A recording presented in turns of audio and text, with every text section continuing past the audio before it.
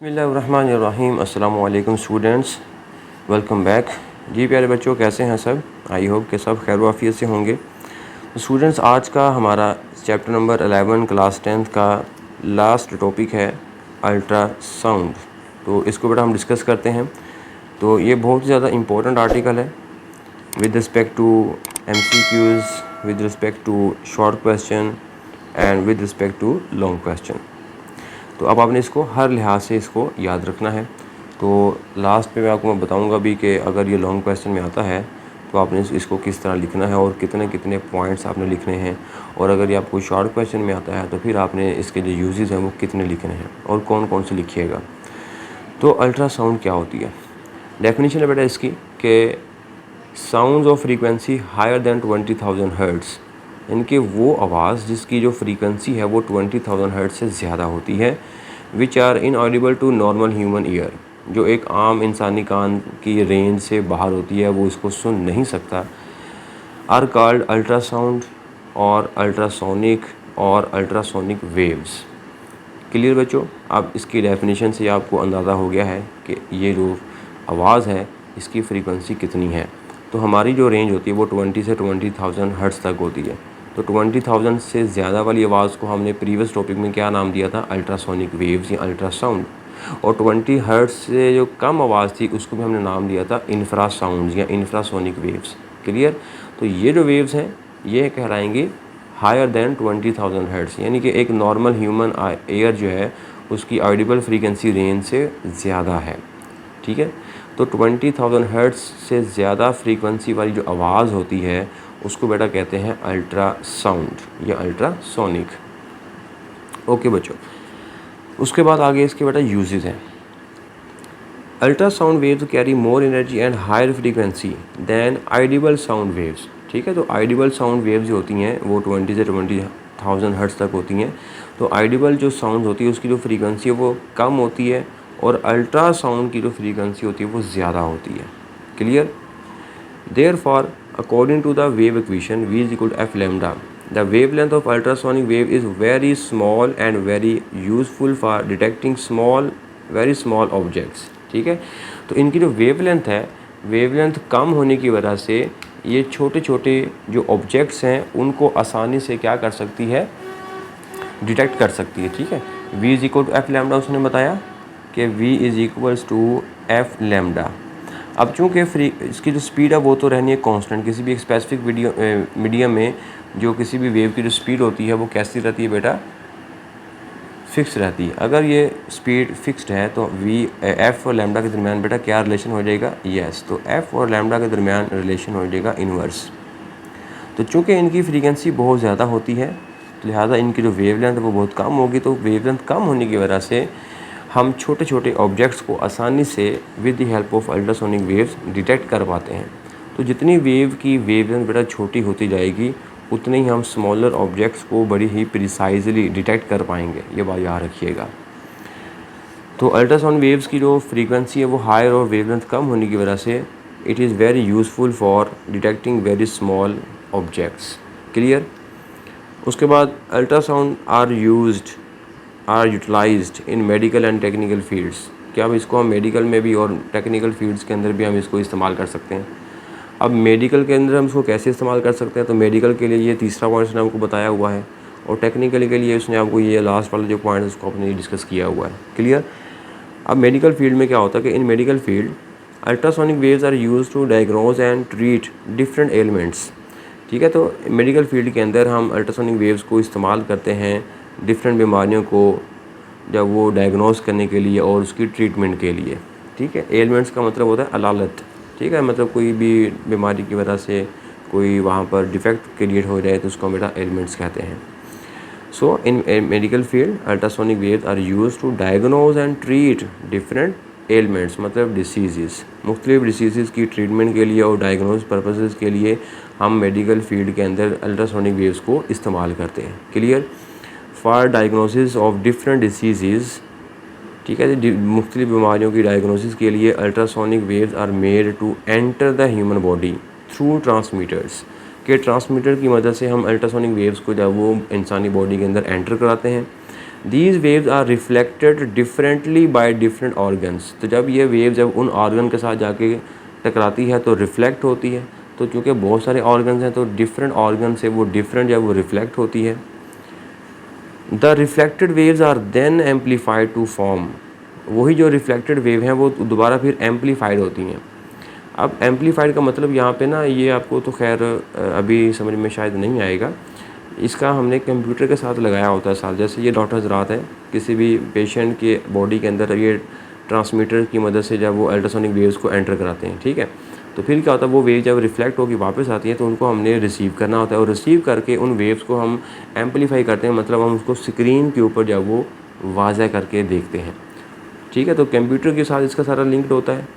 तो उन वेव्स को हम रिसीव करके और उन वेव्स को हम जब वो इमेज बनाते हैं उन वेव्स का with the help of computer, और कंप्यूटर की स्क्रीन के ऊपर फिर हम उन्हीं वेव्स की मदद से अंदरूनी अज्जा को, अंदरूनी जो एलिमेंट्स हैं, अंदरूनी जो भी ऑर्गन्स हैं, उनका जो इमेज होता है वो बाहर हम स्क्रीन के ऊपर देख रहे होते हैं। Such an image helps in detecting the defects in these organs, ठीक है। अब जैसे मैं इसको मज़ीद एक्सप्लेन करता हूँ, ये जो तीसरा पॉइंट है मेडिकल फील्ड में, जैसे कि देखें ये हमारे पास एक जो है वो डिवाइस है जो कि क्या करती है, अल्ट्रासोनिक वेव्स को प्रोड्यूस करती है, ठीक है। अब यहाँ पर हमने रखा हुआ है कोई बॉडी, ठीक है, ये फ़र्ज़ कर लें कि ये हमारे पास एक बॉडी है, हमने यहाँ पर बॉडी को यहाँ पर रखा हुआ है, ठीक है, कोई हमारे पास बॉडी है, और इसको हम थोड़ा सा और करीब कर लेते हैं, क्योंकि दूर रखना नहीं चाहिए, करीब होगा तो ज़्यादा बेहतर होगा ताकि उसका मीडियम जो वो सेम रहेगा। तो अब हमने इसके, ये हमारे पास है वो सोर्स है, ठीक है बेटा, ये हमारे पास सोर्स है। कौन सा सोर्स? जो कि अल्ट्रासोनिक वेव्स को प्रोड्यूस करेगा। अब यहाँ पर डिफरेंट ऑर्गन्स हैं, ठीक है। अब उस ऑर्गन के अंदर कोई डिफेक्ट है तो हमने उसको मालूम करना है, या इस ऑर्गन की हमने शेप को मालूम करना है, तो वो हम क्या करेंगे, इस बॉडी के ऊपर अल्ट्रासाउंड वेव्स की बम्बारमेंट करेंगे। अब हमें नहीं पता कि ऑर्गन जब वो डिफेक्टिव है या वो ठीक है, लेकिन हमें ये पता कि यहाँ पर ऑर्गन है। अब अगर हमने ये देखना हो कि वो ऑर्गन जब वो उसका शेप कैसा है, तो हम क्या करेंगे, इसके ऊपर अल्ट्रासोनिक वेव्स की बम्बारमेंट करवाएंगे। अब फ़र्ज़ करें कि यहाँ से वो वेव इस पॉइंट से क्या है, रिफ़्लेक्ट होकर वापस आ गई। हमने साउंड वेव्स को, अल्ट्रासाउंड वेव्स को हमने ऐसे भेजा और इस पॉइंट से वो रिफ़्लेक्ट होकर वापस आ गई, ठीक है। इसी तरह यहाँ पर भी हमने देखा कि यहाँ पर रिफ़्लेक्ट होकर वेव जब वापस आ रही हैं, फिर हमने देखा यहाँ से वेव जब रिफ़्लेक्ट होकर वापस आ रही हैं, फिर हमने यहाँ से देखा वेव रिफ़्लेक्ट होकर वापस आ रही हैं। इस तरह डिफरेंट ऑर्गन से रिफ़्लेक्ट होकर, डिफरेंट पॉइंट से रिफ़्लेक्ट होकर वो जो वेव्स हैं वो हम रिसीव करते हैं, ठीक है। अब जहाँ जहाँ से ये वेव्स रिफ़्लेक्ट होकर आ रही है, हम वहाँ पर क्या कर लेते हैं, इन सारे पॉइंट्स को आपस में मिला लेते हैं। जब सारे पॉइंट्स को आपस में मिलाएंगे तो क्या होगा, ये एक ऑर्गन की शेप हमें मिल जाएगी, हाँ, कि यहाँ पर कोई ऑर्गन है और वो कुछ इस तरह का है। अब यहाँ पे जो ऑर्गन है, मान लीजिए यहाँ पे कोई किडनी है, ठीक है, यहाँ कोई स्टोमिक है, या स्टोमिक है या किडनी है, फ़र्ज़ करें स्टोमिक है। अब हमें स्टोमिक की असल पिक्चर हमें पता है कि वो स्टोमिक जब वो दिखने में कैसा होता है, ठीक है। अब अगर हमने जब अल्ट्रासाउंड वेव्स को यहाँ से फेंका और उसने जब वो जो शेप हमें कंप्यूटर पे बना के दी, अगर तो उसने इस जैसी शेप हमें बना के दे दी, तो हम कह दें कि ये जो ऑर्गन है उस बॉडी के अंदर ये ठीक है। और अगर उसने जब वो अल्ट्रासोनिक वेव्स ने जब हमने रिफ़्लेक्ट करवाई और हमने रिसीव किया, उसको कंप्यूटर पे देखा, तो देखा कि हमने जो पिक्चर बना है वो इसके जैसा नहीं बना, थोड़ा सा चेंज आ गया है, या थोड़ा सा ऐसे उभरा हुआ हमें मिला है, या ऐसे कुछ उभरा हुआ ऐसे मिला है, तो हम फ़ौरन पहचान लेंगे कि ये जो ऑर्गन है इसमें कोई डिफ़ेक्ट है। क्योंकि हम असल तो जानते हैं कि हमारे जो असल जो ऑर्गन है उसका शेप तो इस तरह का है, ठीक है। अगर तो इस तरह का शेप हमें बनेगा यहाँ पर कंप्यूटर पे, तो हम तो मानेंगे ठीक है ये तो अच्छा ऑर्गन है, ठीक ऑर्गन है, कोई डिफेक्टिव नहीं है।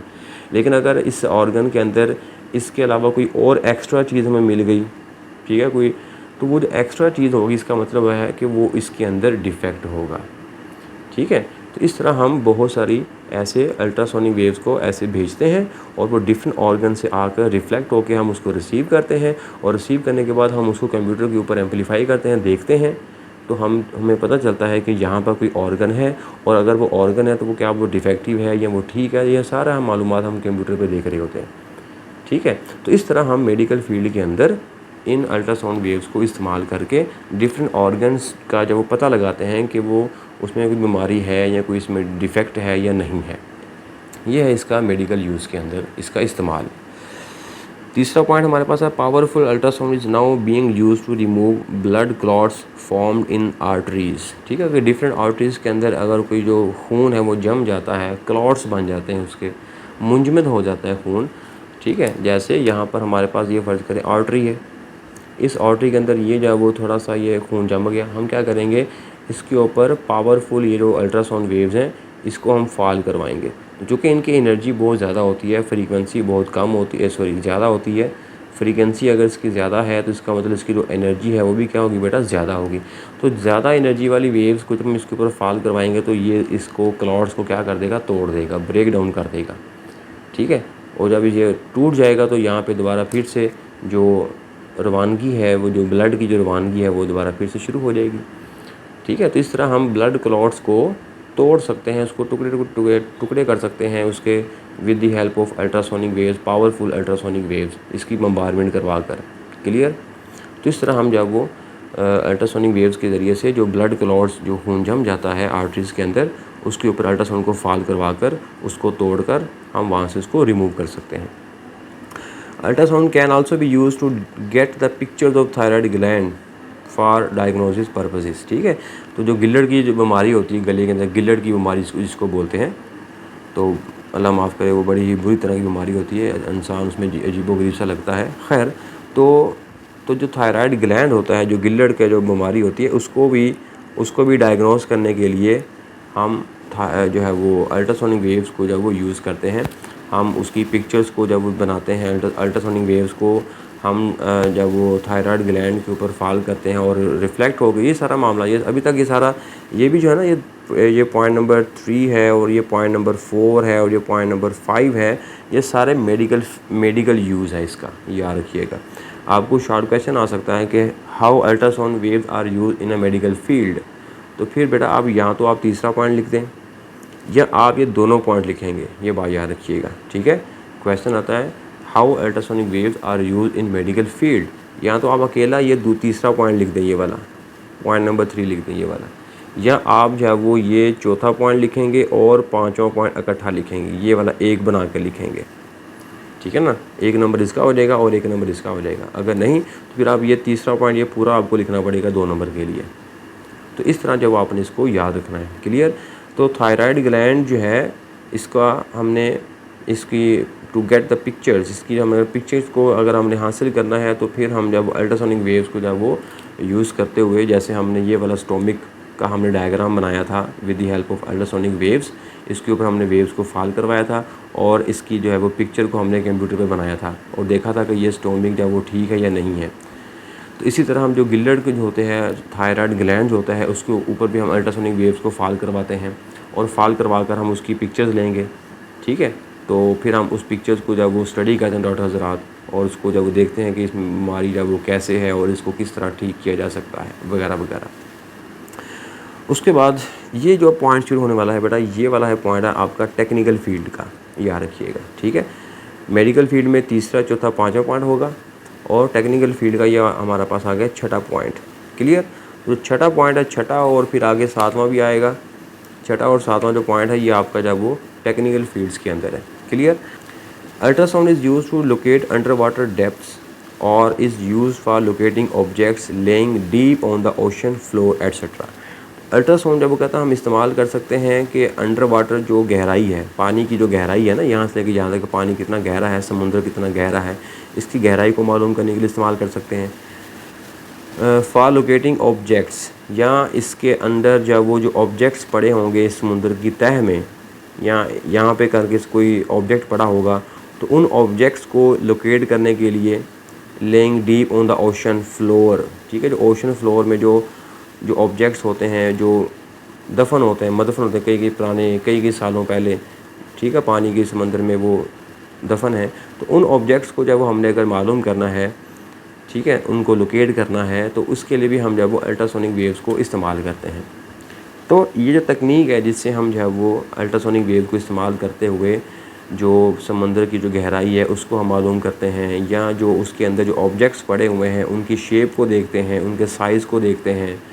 ठीक है, तो ये जो मालूमात हासिल करना है जिस तरीके से, इस तरीके को हम बोलते हैं, इस मेथड को बेटा हम बोलते हैं सोनार। क्लियर? कि अंडर वाटर ऑब्जेक्ट्स को लोकेट करना और जो समंदर है, जो ओशंस हैं, उनकी जो गहराई है वो मापना, इस तकनीक को बेटा हम नाम देते हैं सोनार। क्लियर? तो सोनार ये अकेला भी आपको बेटा शॉर्ट क्वेश्चन में आ सकता है कि सोनार क्या है। ठीक है, या आपको सवाल आ सकता है कि how ultrasonic waves are used in a technical field. तो टेक्निकल फील्ड्स के लिए फिर बेटा आप जब वो छठा पॉइंट आप इस्तेमाल करेंगे, इसका छठा पॉइंट लिखेंगे। क्लियर? अब इसमें क्या होता है, the technique is called Sonar, that is sound navigation and ranging. अच्छा, ये सोनार की जो एब्रीवेशन भी सिंपल आपको MCQs के अंदर पूछी जा सकती है। ठीक है, ये आपका MCQs बन सकता है कि जो सोनार है इसकी एब्रीवेशन लिखिए और ये होता क्या है, व्हाट इज़ सोनार। फिर आप यही वाला सारा पॉइंट लिखेंगे। या क्वेश्चन आपको आता है कि how ultrasonic waves are used in a technical field. ये सवाल बना लें आप साथ में, ठीक है ना। है तो आपको पता लगेगा जैसे कि किस तरह जब वो क्वेश्चन जब आपको आ सकते हैं। The sound waves are send from the transmitter. ठीक है, मैं उसको साथ साथ डायग्राम बनाता हूँ कि जैसे कि ये हमारे पास सी बेड है और यहाँ पर क्या है, समंदर की सरफेस है, और यहाँ पर जो है वो हमने रखा हुआ है एक जहाज़, एक शिप पड़ा हुआ है। अब इस शिप के नीचे हमने लगाया हुआ है ट्रांसमीटर और एक जगह पे लगाया हुआ हमने receiver.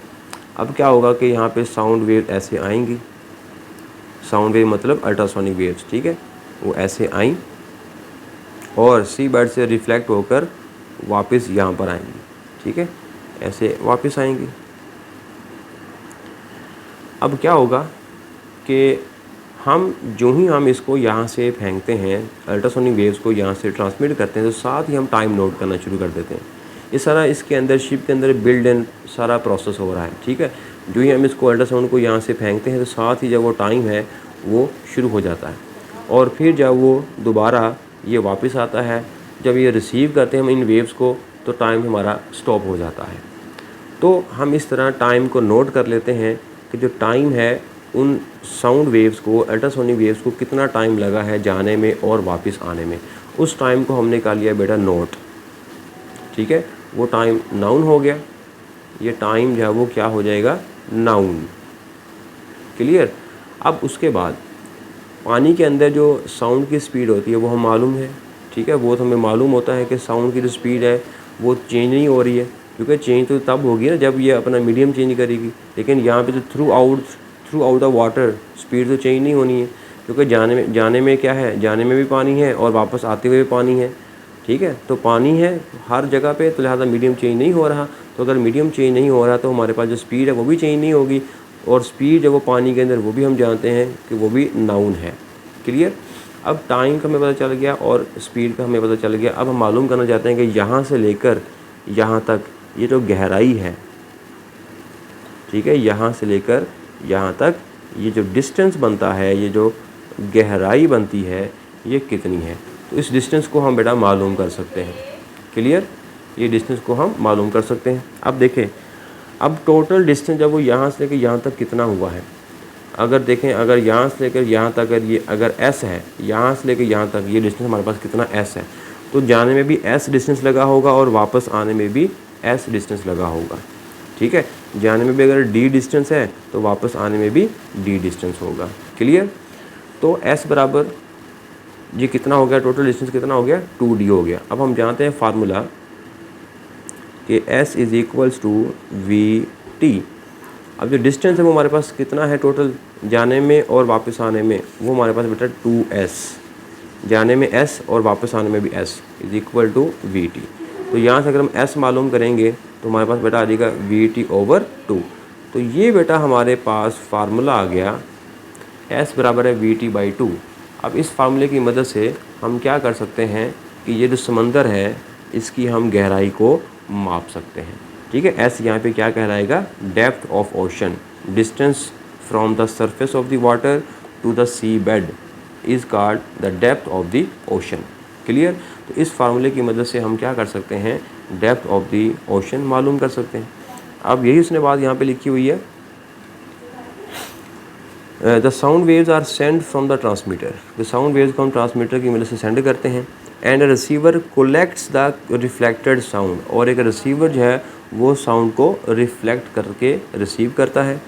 The time lapse is calculated, time lapse के कितना टाइम लगा है ये हम कैलकुलेट कर लेते हैं, वो हमारे पास नाउन होता है, वो सारा बिल्ड इन होता है, कंप्यूटराइज्ड होता है। Knowing the speed of sound in water, ठीक है, कि स्पीड ऑफ साउंड जो है, speed of sound in water में वो जानते हुए the distance of the object from the ocean surface can be estimated, जो डिस्टेंस होता है, ठीक है जी, ओशन का from the surface of the water, वो हम एस्टिमेट कर लेते हैं कि लगभग इतना डिस्टेंस है, मतलब समुंदर इतना गहरा है। जी बच्चों, यहाँ तक हुआ क्लियर। अच्छा, इसमें एक और MCQ जब वो बनता है कि ये जो साउंड वेव गई है और वापस आई है, इस पूरी तकनीक को हम बेटा नाम देते हैं सुनार, ठीक है, क्या नाम देते हैं? सुनार। अब सुनार के अंदर हुआ क्या है? सुनार के अंदर हुआ है बेटा रिफ्लेक्शन ऑफ साउंड। सुनार के अंदर क्या हुआ बेटा? रिफ्लेक्शन ऑफ साउंड हुआ है, और रिफ्लेक्शन ऑफ साउंड को ही बेटा हमने क्या नाम दिया हुआ है? इको। तो याद रखिएगा कि जो सुनार जो तकनीक है वो इको उसमें बनती है, रिफ्लेक्शन होना है, और रिफ्लेक्शन को हम क्या नाम देते हैं? इको कहते हैं।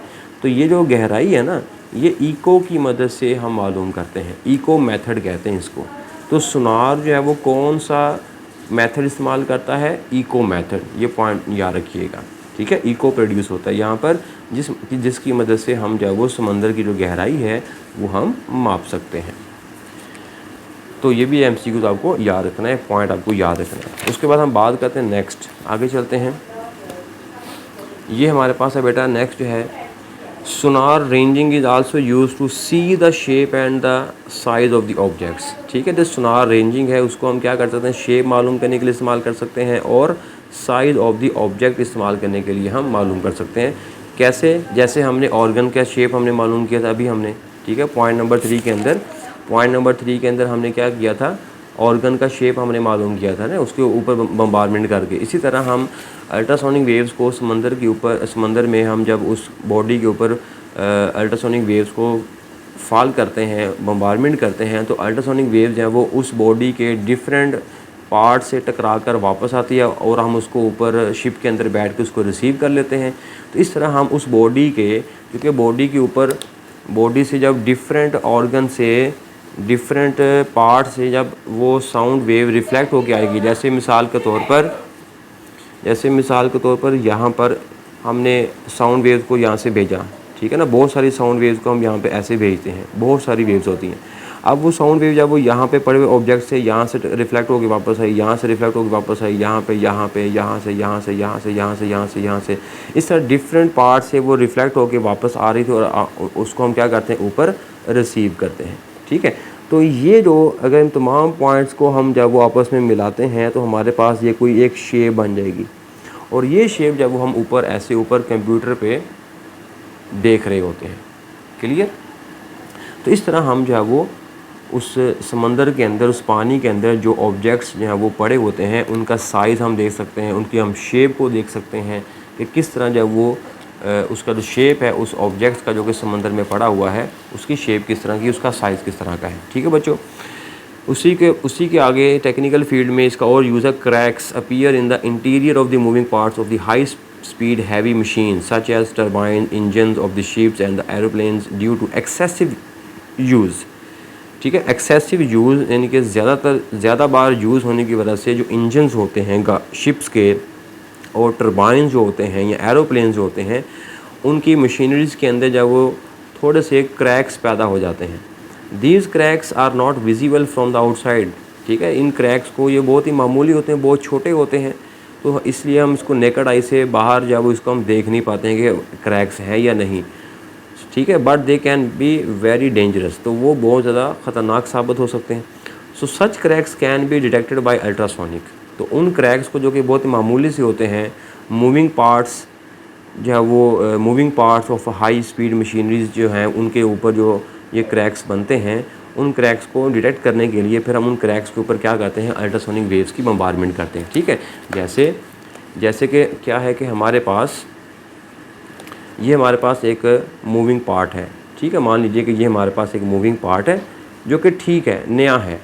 अब इसकी शेप, इसके ऊपर हमने बम्बारमेंट की, अल्ट्रासोनिक वेव्स की हमने क्या की, इसके ऊपर बम्बारमेंट की, और बम्बारमेंट करने के बाद जब ये यहाँ से रिफ़्लेक्ट होकर वापस आई, तो वापस आने के बाद हमने यहाँ पे कंप्यूटर के ऊपर इसकी शेप को देखा, तो देखा कि कोई भी इसके अंदर कोई डिफ़ेक्ट नहीं है, ठीक है। इसकी शेप हमें कंप्यूटर के ऊपर इस तरह की मिल रही है और हमने इसके अंदर देखा कोई भी डिफ़ेक्ट नहीं है। लेकिन अब अगर फ़र्ज़ करें इसके ऊपर कोई डिफ़ेक्ट होता है, जैसे कि ये फ़र्ज़ करें छोटा सा इसके अंदर जब वो दरार आ गई है, अब जब हम इसके ऊपर ऐसे अल्ट्रासोनिक वेव्स को फॉल करवाएंगे, तो वो वाला हिस्सा, वो क्रैक, जहाँ पर क्रैक होगा, डिफ़ेक्ट होगा, वहाँ से तो जो वेव्स हैं वो सीधी पास कर जाएंगी, वहाँ से रिफ़्लेक्ट होकर वापस नहीं आएंगी, ठीक है। जहाँ पे हिस्सा ठीक है वहाँ से वे ऐसे रिफ़्लेक्ट होकर वापस आएंगी, वापस आएंगी, वापस आएंगी, वापस आएंगी, वापस आएंगी, वापस आएंगी। लेकिन जो हिस्सा डिफेक्ट होगा, जहाँ पे क्रैक होगा, वहाँ पे वे रिफ़्लेक्ट होकर वापस नहीं आएंगी, बल्कि सीधी आगे पास कर जाएंगी। तो जब वो वहाँ से रिफ़्लेक्ट होकर वापस नहीं आएंगी और बाहर हम इसको इमेज देखेंगे कंप्यूटर पे, तो हमें वहाँ पर साउंड वेव्स को हम नहीं डिटेक्ट कर पाएंगे। मतलब साउंड वेव या इस वाले हिस्से से रिफ़्लेक्ट होकर वापस नहीं आई, तो जिस हिस्से से रिफ़्लेक्ट होकर वापस नहीं आई है, हम वहाँ पर पहचान लेते हैं कि भाई वहाँ पर क्या है, क्रैक है, ठीक है। अगर सारे हिस्सों के ऊपर वेव जब रिफ़्लेक्ट होकर वापस आ जाएगी, इसका मतलब कि हर पार्ट जो है वो ठीक है, हर जगह इसकी ठीक है, जहाँ पर कोई भी क्रैक मौजूद नहीं है। लेकिन अगर हम देखेंगे कि अगर वेव जो अगर फ़र्ज़ करें यहाँ से भी रिफ़्लेक्ट होकर वापस नहीं आ रही है, यहाँ से भी रिफ़्लेक्ट होकर वापस नहीं आ रही है, इसका मतलब कि जहाँ से वेव जब वो रिफ़्लेक्ट होकर वापस नहीं आ रही है बल्कि ट्रांसमिट हो गई है, वहाँ पर क्या होगा, क्रैक होगा, ठीक है, फ्लॉज होंगे। तो इसी वजह से हम फिर अल्ट्रासाउंड वेव्स को यूज़ करते हुए उन छोटे छोटे स्मॉल जो क्रैक्स हैं, जो फ्लॉज हैं, उनकी हम डिटेक्शन कर पाते हैं, ठीक हो गया। A powerful beam of ultrasound is made to pass through these defective parts. While passing, these waves are reflected by the surface of these cracks and flaws. The comparison of the ultrasonic wave reflected from the cracks and from the surface of these parts can given a clue of the existence of the cracks. Clear बच्चों यहाँ तक? उसके बाद last जो है वो है germs and bacteria in liquids can also be destroyed by using a high intensity ultrasonic waves, ठीक है जी। तो हम जब वो जरासीम है या जो बैक्टीरिया वगैरह हैं किसी लिक्विड के अंदर, उसको डिस्ट्रॉय करने के लिए भी हम जब वो हाई अल्ट्रासोनिक इंटेंसिटी जो वेव्स हैं उसको हम इस्तेमाल करते हुए हम बैक्टीरिया को और जर्म्स को हम लिक्विड्स के अंदर जब वो डिस्ट्रॉय कर सकते हैं, ठीक है बच्चों यहाँ तक। अच्छा, उसके बाद आखिरी चीज़ कि अगर आपको ये लॉन्ग क्वेश्चन में बेटा आएगा, तो लॉन्ग क्वेश्चन के अंदर जब वो आपको इसके कोई से 4 से 5 पॉइंट्स लिखने होंगे, ठीक है। लॉन्ग क्वेश्चन के अंदर आपने कितने पॉइंट्स लिखने हैं, 4 to 5। और अगर बेटा ये शॉर्ट क्वेश्चन में आएगा, तो शॉर्ट क्वेश्चन के अंदर बेटा आपने इसके पॉइंट लिखने हैं 2 से 3, ये बात याद रखिएगा, ठीक है। शॉर्ट क्वेश्चन में और लॉन्ग क्वेश्चन में आपने कितने पॉइंट्स लिखने हैं, लॉन्ग में 4 से 5 और शॉर्ट क्वेश्चन में 2 से 3 पॉइंट्स लिखने हैं। कोई से भी आपकी मर्ज़ी है, जो से मर्ज़ी लिख दें, ठीक है बच्चों। ये था बेटा आज का टॉपिक। तो इसके साथ ही हमारा जो आज का ये लेक्चर वो ख़त्म होता है और हमारा जो चैप्टर है साउंड वाला वो भी ख़त्म होता है। इसके जो न्यूमेरिकल्स हैं उनकी वीडियो जो है वो मैंने नीचे बॉक्स के अंदर उनका मैंने लिंक दे दिया हुआ है। तो अगर आपने न्यूमेरिकल्स करने हैं तो आप वहाँ पर जाके लिंक को ओपन करें और न्यूमेरिकल्स को देख सकते हैं।